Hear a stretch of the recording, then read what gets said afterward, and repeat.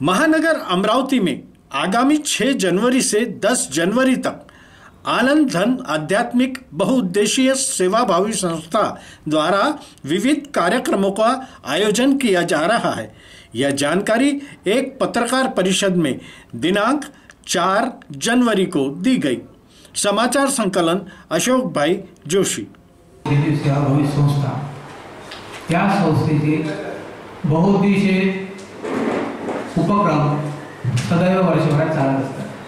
13 ते 14 उपक्रम घेत असतो।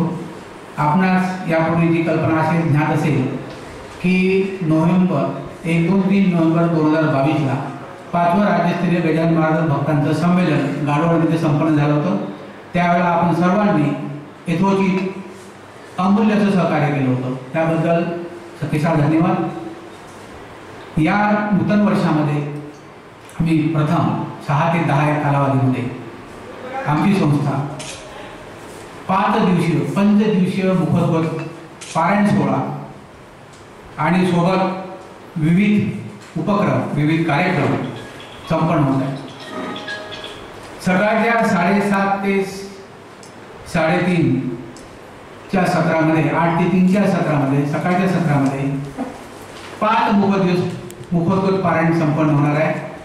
पहिल्या दिवशी 6 तारखेला सौभाग्यवती विद्याताई पडवळ, 7 तारखेला विद्याधर जोशी, 8 तारखेला डॉक्टर श्री गजानन घासनीस, 9 तारखेला श्री मिलिंद ठोंबरे आणि 10 तारखेला सौ शीतलताई कुंड यांचं मुखोद्गत पारायण संपन्न होणार आहे।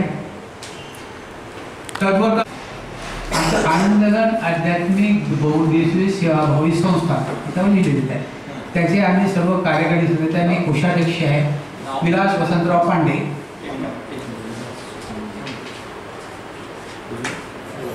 आणि दुसरे अंबादास पंत बनाडचे सहकोषाध्यक्ष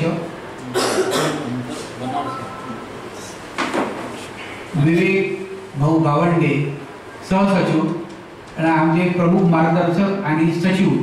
मला कल्पना आहे की आमचे आदरणीय श्री जयेंद्रजी नांदेडकर काका ते येणारच आता बाहेर घेऊन आलेले आहेत।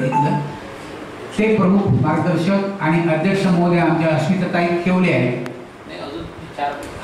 हे आमचे रमेश भाऊ धर्माधिकारी आणि अनिल भाऊ घड्याळी हे सदस्य आहेत।